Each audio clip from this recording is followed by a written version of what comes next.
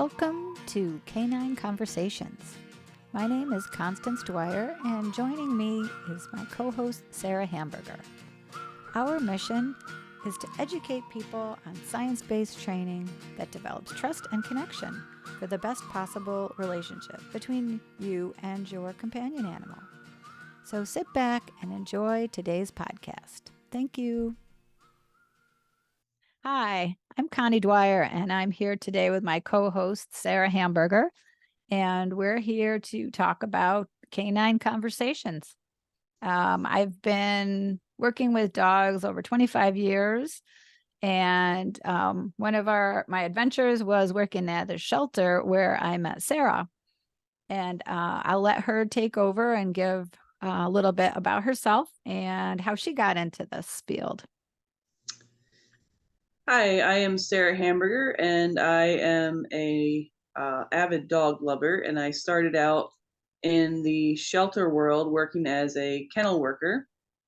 I built myself up into the assistant supervisor position through many years of working with dogs throughout the shelter system. And I got really involved in behavior through working with a dog that I eventually ended up adopting named Violet, who had a lot of fear issues, and learned a lot about behavior through her and working with Connie and her behavior and Violet's behaviors. And that's where my road to behavior really started.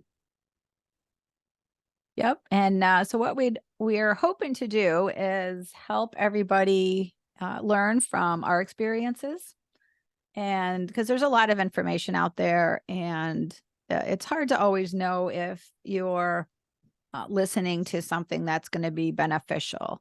We obviously have a certain method that we use, philosophy, and it is focused on positive reinforcement.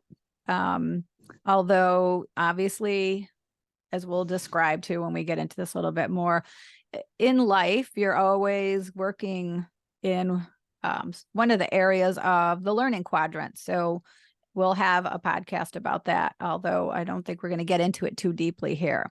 We just wanted you to know that we are looking to do all our handling, our training, our behavior work with the least amount of aversiveness, and working to use positive reinforcement to make the dogs' lives better, as well as associations with others.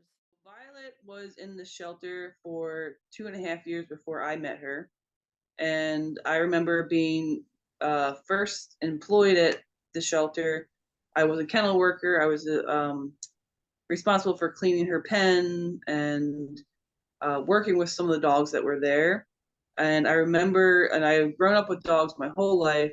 I always had dogs.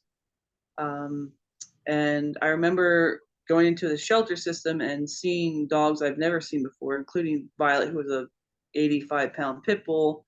She was 2.5 years old. She had been in the shelter her whole life. She had been brought up as a puppy from the South with her sister Rosebud, who also had issues, fear issues. And I remember going to clean Violet's run, and she would, this big, beefy, muscular dog that stood in the back for a run and growled at me, and I was intimidated by her, and I was afraid to go in with her. And I remember one of the shelter staff telling me that she was just afraid and she wouldn't hurt me, and I didn't feel confident enough to go into her run. And as time went on, we went through some training as to how to work with dogs, and we had behavior.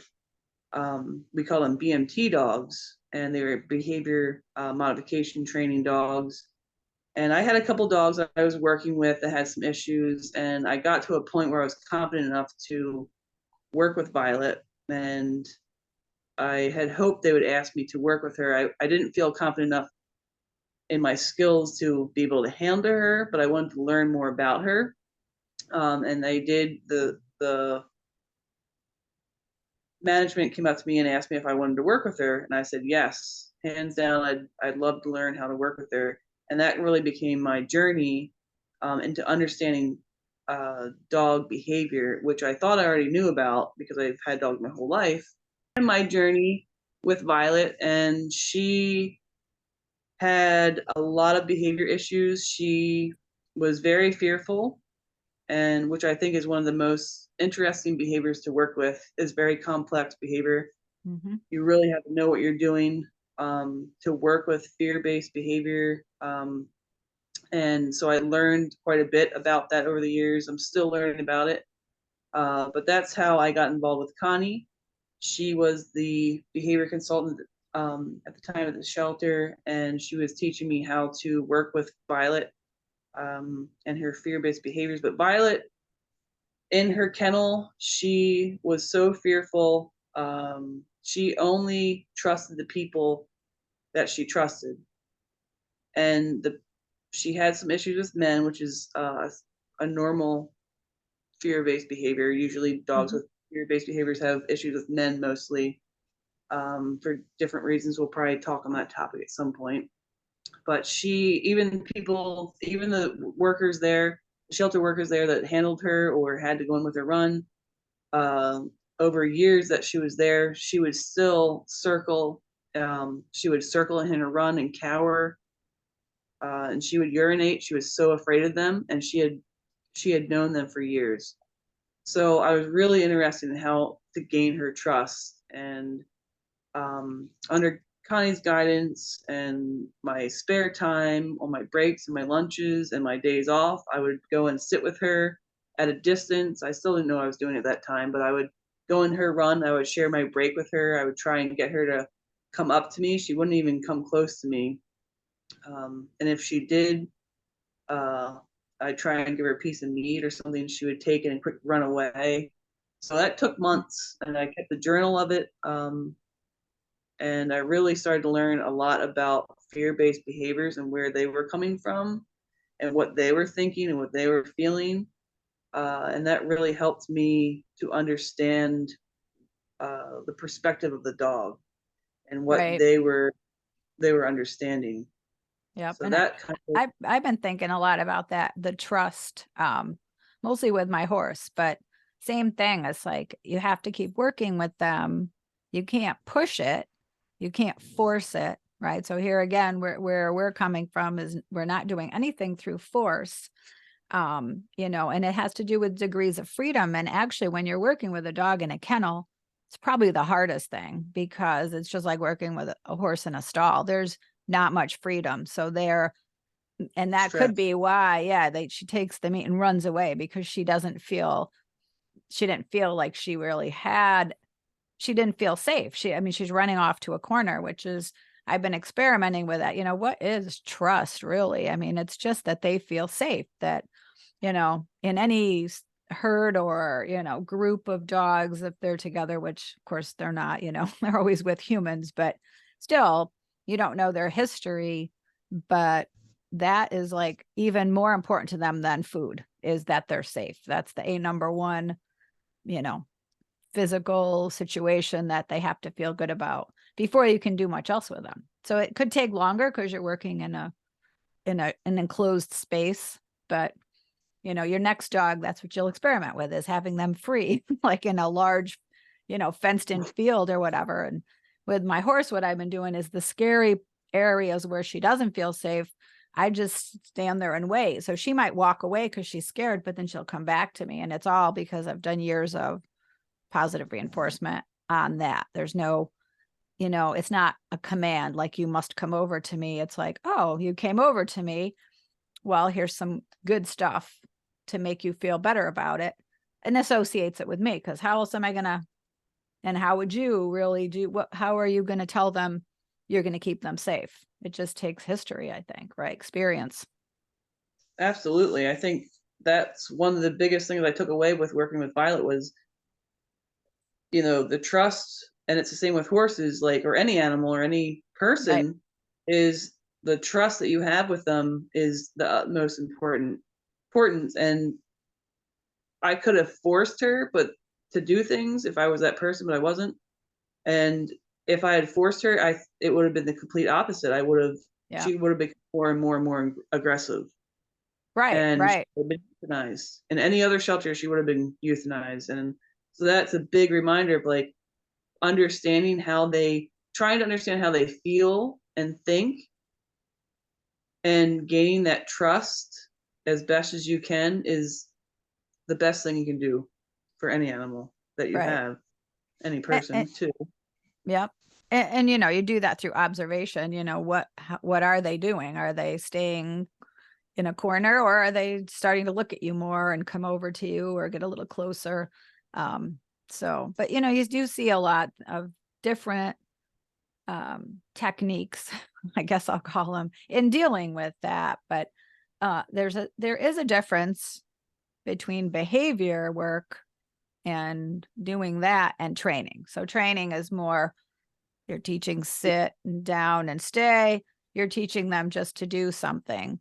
Whereas the Right. behavior work, like, you know, what Violet had going on and many other dogs, it appears aggressive, but it's fear-based. And the last thing you really want to do is cause more pain. So that's where, you know, all this special training collars and such really have absolutely no place in behavior work. So that's one of the things, you know, we do is just a basic collar and leash, because you kind of have to work with that, because you know, you have to limit their ability to move around a little bit when you're working with them. But you know, you're not going to put on something that causes pain to stop what they're doing and think you're doing a good job. So as well, so that some people out there, when they're helping clients, might use aversive equipment when really it's not ever really necessary, but it's most definitely not appropriate when you're working with an emotional state, because all those devices are doing is shutting down a physical expression of an emotional state. So that's not really helping the dog at all. But yeah, that's kind of what we were talking about before we had to resume. Right. Hey, that's kind of funny. Resume, get it? Resume. Something that I know, we're not supposed to humanize dogs as though they're humans, but I think there is to some degree a a basis across all species that we kind of have the same something in between there, that our emotions and mental what do we call it, thought processes do have similarities between them to some degree. Right. So I'm not humanizing dogs, but understanding behaviors, I see similarities in humans and dogs to a degree. And I think that I had friends that worked in foster care. They had to understand, the behaviors of the children, the traumas that they went through. And I try to, when I work with clients, I try to explain to them, like, your dog has separation anxiety. That's like having in a human a panic attack. They Right. can't control their behaviors in that moment. They're literally having a panic attack. They, if it's dip when you leave the house. And I've been working with this lady recently, that her dog, they had two dogs, and the one dog they had to rehome, and then this newer dog had separation anxiety all of a sudden. I said, well, that dog is experiencing loss in some way. We Right. don't really know, but it's transformed into separation anxiety. It never had separation anxiety until that dog was out of the home, and it just kept getting worse and worse and worse. I said, you have to understand that this dog has no control. It's like it has no control over its behaviors when it comes to that, because they're not human, but they're feeling this feeling of these emotions of changes they can't control. And Yeah, so and that they results. don't understand where did that other dog go? You know, that I just had to split up 4 horses, and you know that, you know, when they go off, you can almost see they're depressed. You know, they don't have any idea. Yeah, they all went off to other buddies, but There is a period where they're adjusting. Obviously, they're not human, but they do experience that. And I think it is from, many thousands, millions, I don't know how many years, I guess I'd have to look up that, Right. dogs and horses have been companions to humans. So that evolves as part of them. So yeah. And obviously some have more severe, separation anxiety or fear or whatever, than others. So that's just an individual trait. But yeah, Right. it's hard, I think, for people to understand that. They just want their dog to be good and sleep in the crate while they're gone at work. And, they can bring dogs in, take dogs out without a Right. problem. And that's not always the case. Sometimes it is. Sometimes you can have a very, adjustable pet, but that's often not the case. Right. And it depends on the dog, just like it depends on the person. And I think that it's individually based, per dog and their temperament Yep. and their upbringing, and maybe there's genetics in there involved as well. So that's, a lot of people say, well, this kind of training worked for my dog, but this kind of training didn't work for my dog. Well, that's another subject we could probably get really into depth Right. with, because their science is there. Punishment and reinforcement and learning, all go hand in hand, and you really need to get into the depths of understanding what punishment and reinforcements really do to your dog, and Right. how you want to shape your dog's behavior, especially like we were talking about Violet and her fear-based behaviors. If I threw a prong collar on her because she used to pull really bad.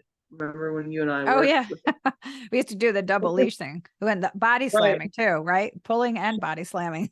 Yeah, and it was always when we got out of the shelter, like her fear-based behavior was so bad in the shelter. She was always stressed. They had her on Prozac and all that stuff. And I remember thinking, like, I didn't want her on Prozac, Yeah. and I wanted her something natural.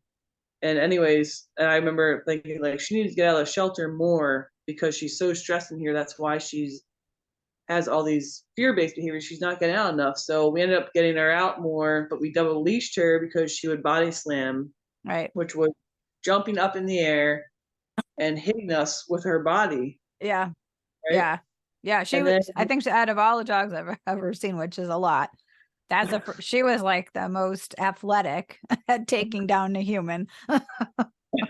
85 pounds of muscle. Yeah. So, Yeah. and then we Flying at get you. her, yeah, we get her to the yard, and you couldn't be in the yard with her because she would go to I mean, how big was the yard? Like, it was pretty big. Yeah. You go to the other end, and she'd look at you, and she'd just come at you. Like, she'd run full force at you and jump up in the air and spin around and hit you. That's what she was Yep. body slamming. Yeah. And I remember taking her out, and it was winter or fall, and I had a big Carhartt jacket on. And I was afraid to go out with her, but I was like, how else am I going to train her? It's like Right. I wasn't really, I didn't know as much as I do now. But so I go out and I kind of stand by the fence in case she came towards me. But she'd go to the end of the fence and she'd beeline it towards me. And she'd come up and grab my jacket and just tug and tug and tug and try and rip me to the ground. And Scary. I realized, like, she was like, her frustrations were being let out in the yard. Like, she Yeah. was frustrated in the kennel. She was in these four walls that she couldn't get out of. And then you let her loose and it would go all out. Right. So Yeah. it was a hard uh, transition of, like, okay, well, she needs to get out more, but she can't be doing what she's doing when we do get her out. So Right. learning that was something we had to learn to work with, and it was really understanding her fear and her stress relief and how to train her, and all that balance. And if we had thrown like a prong collar on her, Yeah. I mean, we would have went the opposite way, Right. right? Yeah. And that wouldn't serve any purpose really, but Right. like we said, there are techniques, that people use that, and it's not appropriate at all.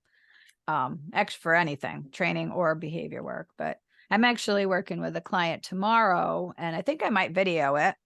And maybe you want to, if it's okay, video sessions with your separation anxiety client.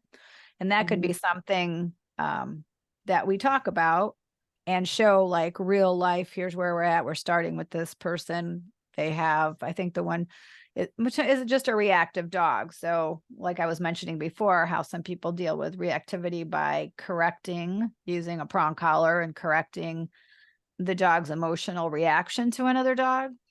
But obviously that's not what I'm going to be showing. But I think that could start to be demonstrations about how to do that, how we would do it. I mean, there's many people out there probably doing that as well, but just to kind of support this, we're rolling out our first podcast today, and just to kind of give real life help to everybody who listens to us, watches us, on, techniques that are very effective and in the best interest too of the animal's welfare.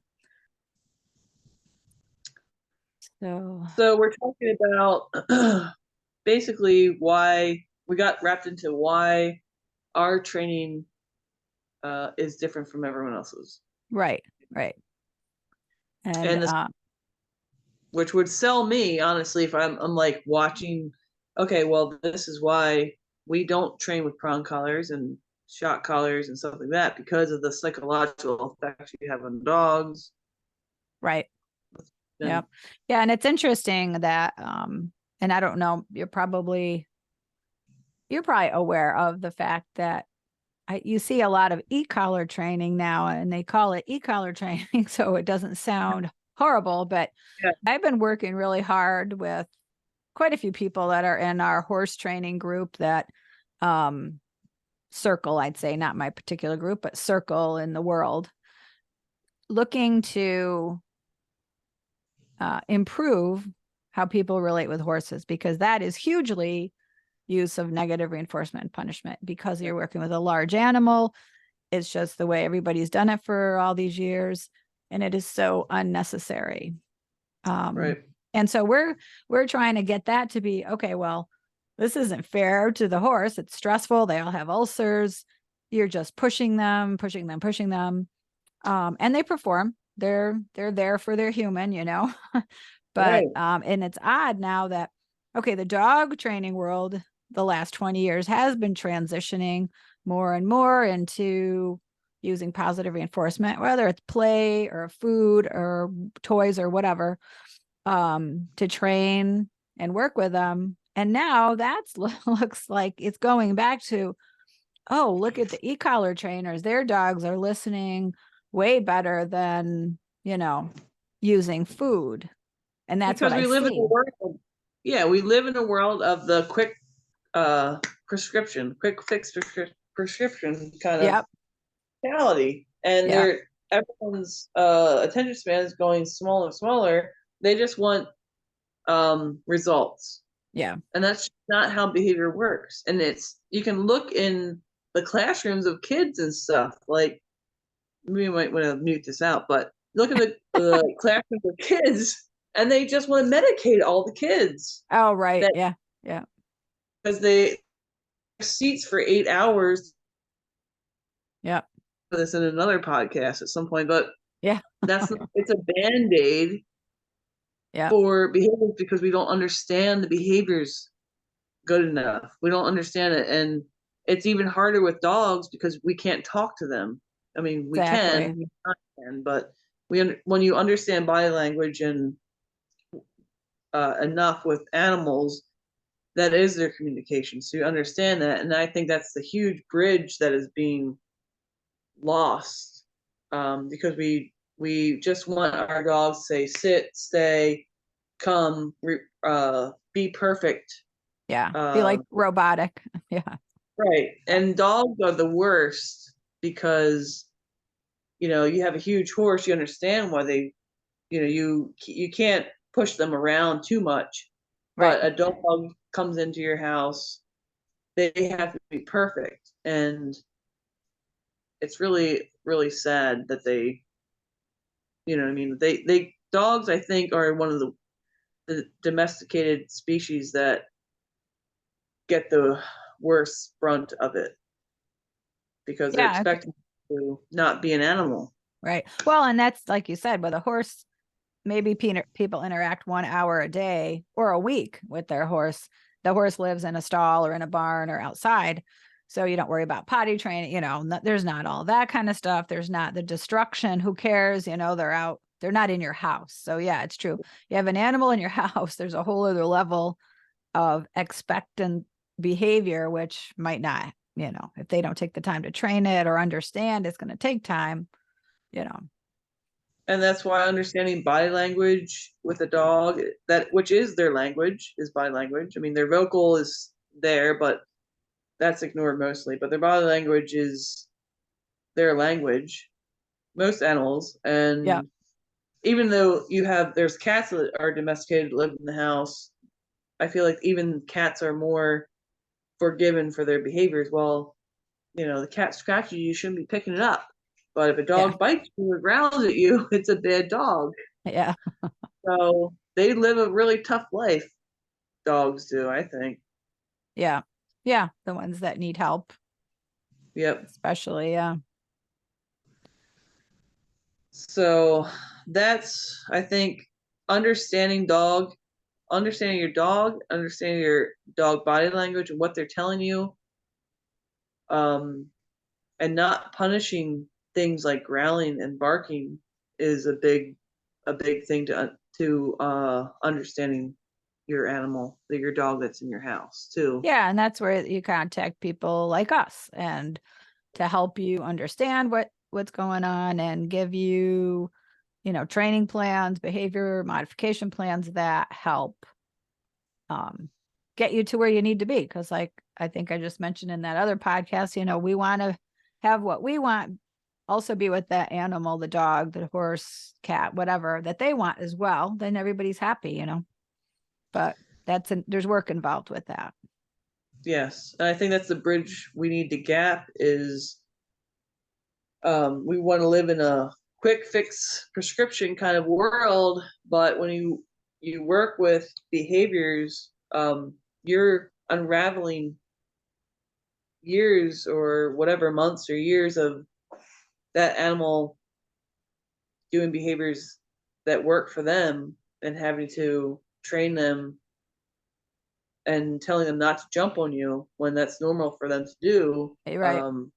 It takes time, and when you come in with a punishment based training, yes, it might stop that behavior, um, in that time frame. It might seem like it works quicker, but you're creating more damage to their mental and emotional states, I think.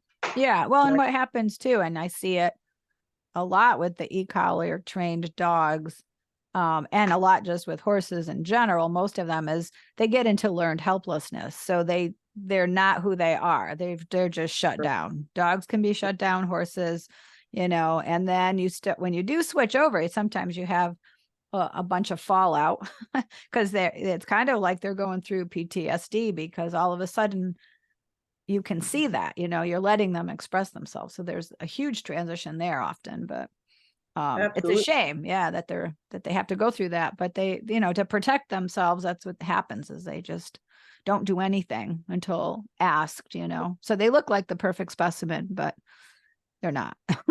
They need a lot of help. Yeah. Absolutely. And it's a fight, flight, or freeze mode, which we all are ingrained in our species across the Yeah. board. Right. And to be able to recognize that what modes they are in is really key to understanding behavior, because, I talk with a lot of clients and they don't recognize that their animal is in the fight or flight or freeze mode. And to compare that to, say, a child, which we're not humanizing dogs or anything like that, but to compare that to the basics of survival, which we all have in this, all species have fight, flight, or or flee mode. Mm-hmm. To understand that and recognize that in behavior, is to really get an in-depth insight into um, what they're feeling and what they're emotionally going through. So, like the example for the dog that I'm working with right now that has anxiety, and it bit the owner, and has separation anxiety when the owners are gone. It shakes when the car starts because they know the owner's gone. It's like, you have to understand, like, the emotional state of that dog is pretty unstable. Like Yeah. a child that, if you did that to a child, that child would be in therapy for the rest of its life. So Yeah. you were expecting so much from this dog. We don't want to humanize it, but at the same time, it's similar in the states of survival, I think, in the survival mode and the psychological effects that it has. We really need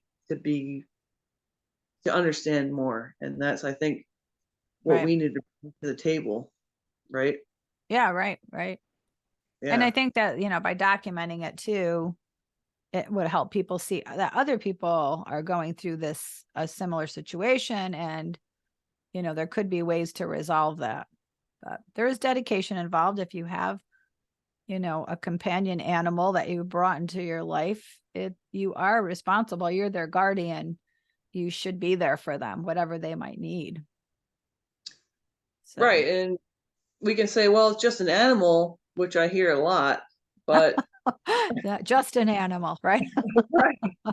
But it still has the same emotional and physical needs that a person would need, and we kind of need to stop band-aiding that, because we're not going to get better at handling the animals that we do have, whether it's a horse or a dog or a cat or whatever, or even a human, to recognize the emotional and behavioral needs that an animal or a person has, um, is important. And it's I think it's tougher with a dog because they can't talk to us. They don't have the same Yeah. language. So we need to understand them better. And I think that's what's going to bridge the gap in behavior, is understanding their body language, understanding them better, instead of just saying, well, my dog pulls, so I'm going to put a prong collar on it. And that fixes the problem temporarily. It's putting a band-aid over the behavior. It's not Right. fixing the behavior. It's using punishment. And punishment in any form is has a psychological effect, I think, mental effect. Yeah. Well, and also when you do that, you always have to have that equipment on because that's how you taught it, So there's a lot of reasons to not do that. Right. Right. Many Many reasons. reasons, right? But I think one of the next things, besides maybe us, having some documentation, I guess, videos to support what we just talked about on this podcast. Um, like the client I'm working with a reactive dog, your separation anxiety dog, is to document those, in videos. And then also probably one of our next podcasts would be about body language, and have um some kind of video support for that. So when we talk about it, people can look at it and see it too. So I think that would be incorporated probably into the next one. So Right. that, yeah, you don't have to look at us as much. See Right. pictures of doggies instead, right? Yep. And like the separation anxiety dog, the prong collar creates more separation, creates more anxiety. Like, I don't like, separation anxiety is just a term, right? Because it's really anxiety. Yeah. It's it's when people leave, but his anxiety is amplified regardless. He has anxiety about things. He has anxiety about dogs, about separation, and other things. So you put a prong collar on the dog, what are you creating? More anxiety, more fear, which Right. is what anxiety is. Yeah. So, or if they have a wired fence, visible fence too, which creates more anxiety because it's pain. So this dog is being hit at all different angles. Yeah. So hopefully I'll just ask them if I can record if I can get out there and work with them, what I can record and show them that there's differences of you're battling anxiety, which is fear amplified with more fear. Yeah.